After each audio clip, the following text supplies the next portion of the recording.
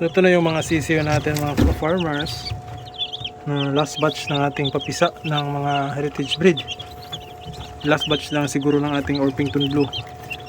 So yan, medyo madami-dami na. Ito mga game fowl. Ito naman heritage.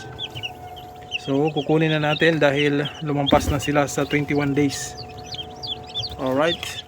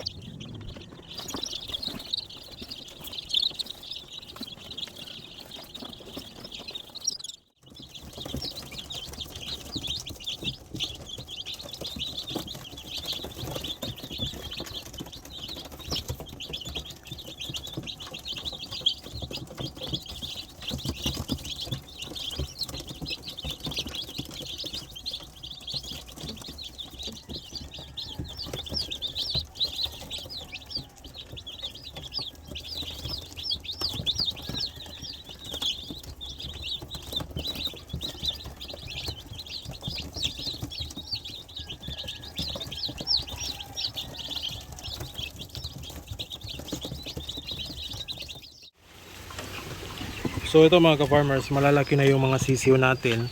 Isi-separate na natin yung mga lalaki dito at saka yung mga babae.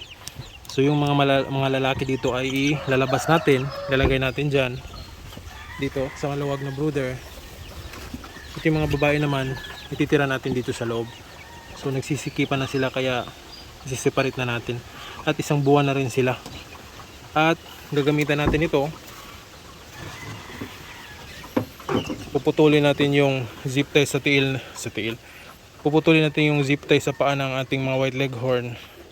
At lalagyan, bubutasan natin yung kanilang sa paa para meron tayong marking na yung manok natin ay white leghorn.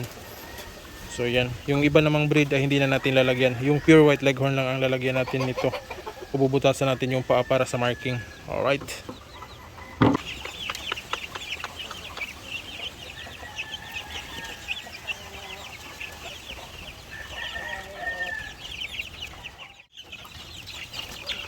So ito na lahat mga ka-farmers, yung mga lalaki na mga sisiyo natin.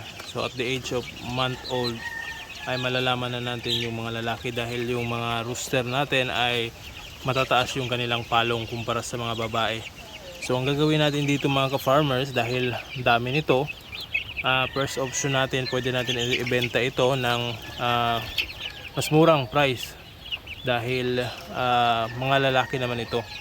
So pwede natin din itong second option natin ay pwede din natin itong palakihin at pag aabot ng 1 kilo pwede na natin itong katayin at ibenta yung mga karne. So per kilo yung benta natin mga ka-farmers kapag tayo na magkakatay nito. So yun ang ating mga option. Kung hindi man ito mabenta natin lahat, yung mga matitira dito ay yun ang palalakihin natin at pag aabot ng 1 kilo tsaka natin kakatayin dahil sobrang dami nito. So ito ay 2 batch pa lang, meron pa tayong 3 batch din na susunod nito. So yung mga meron dito mga white leghorn na pure mga ka-farmers, yun ang ititira natin dahil yun ang ating mga pure na white leghorn na. So yung mga colored chicken dito, merong puti dito na hindi pure, ibebenta natin yun. Yung mga pure white leghorn, hindi palalakihin muna natin yun para meron tayong reserve na mga rooster. Alright, so yan sila, napakadami. Dalawang batch pa lang yan.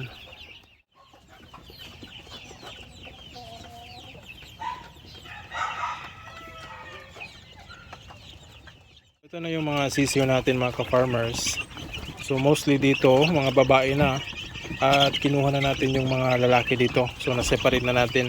So meron pang pailan-ilan dito na may iwan na mga lalaki.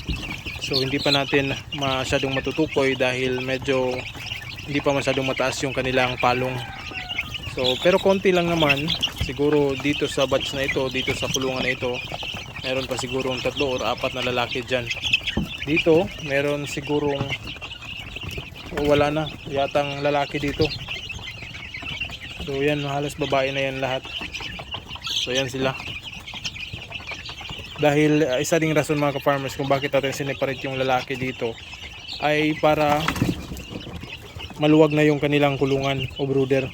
Dahil nung nandito pa yung mga lalaki o yung mga rooster natin na sisiyo, ay nagsisikipan na yung mga manok natin. So dito ay medyo maluwag na sila, makakahinga na sila ng malalim. So yan, matiwasay na yung kanilang pamumuhay dito. So for at least nasa 1 buwan sila dito at ilalabas na naman natin sila dahil magsisikipan na naman sila dahil malalaki na. So yan, so papalitan lang natin yan ng tubig. Kanina nagbigay tayo ng Vitamin Pro sa kanila mga ka-farmers para vitamina na rin. So dito rin, yan, konti na lang kaya papalitan natin yung tubig nila. So ito yung first at saka second batch ng mga sisiyo natin. So hopefully ay mapalaki natin sila ng maayos. Alright. So ito yung brooder natin ng mga babae. Ito naman yung mga lalaki natin. So yan sila.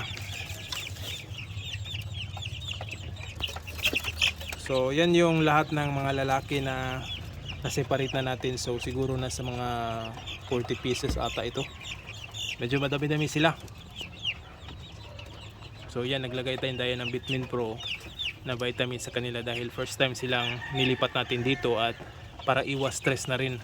So pinapainom natin sila ng Vitamin Pro para iwas stress yung mga sisiyo natin. So dito na sila matutulog hanggang umaga.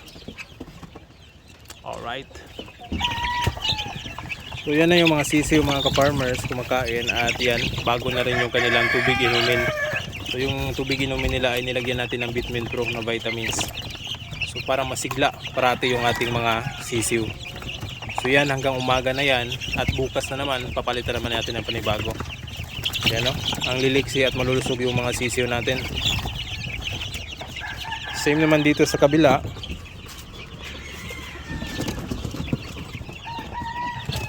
So yan, bago na rin yung kanilang tubig inumin. Naglagay din tayo ng Vitamin Pro. So yan, no? Ang gaganda ng mga sisiyo natin. Alright. So naglagay tayo ng Vitamin Pro mga ka-farmers na vitamins dito sa mga sisiyo natin dahil first time nila dito sa kulungan na ito at para hindi ma-stress yung mga manok natin. So at para hindi ma-stress yung mga sisiyo natin ay binibigyan natin sila ng vitamins. So yan, iwas stress din yung vitamins na Vitamin Pro. Kaya yan yung binibigay natin sa ating mga alagang sisiyo. So ngayong gabi ay dito sila matutulog sa bago nilang kulungan. Alright.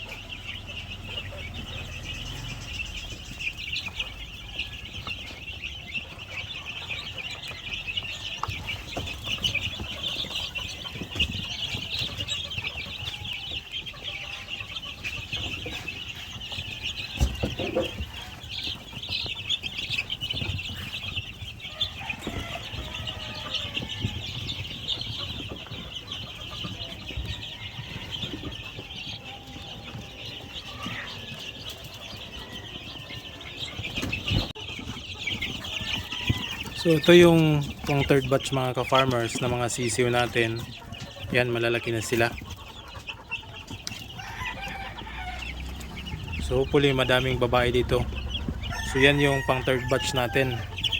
Dito naman sa kabila, ito yung pang apat na batch ng mga sisiw. So nasa mga mahigit 70 pieces din ito. Hopefully maraming babae ang nandito. So ang pang fifth na batch mga ka-farmers, yan. Ito yung pangatlo na batch. Pang-apat, sasara muna natin. Baka makalabas. So ito naman yung last na napisa ng mga sisiw natin. So halo po ito, nasa 83 pieces po yung mga sisiw na ito. So meron tayong Shamo dito na 4, meron tayong Game Fowls at yung heritage breed natin ng mga sisiw. Kaya umabot ng 80 pieces yung mga sisiw natin. So wala pa ito sa 1 week old. Almost a week old pa ito. So sasabay-sabayin na natin ito pagbabakuna lahat. So baka this week makakapagbakuna na tayo. Alright.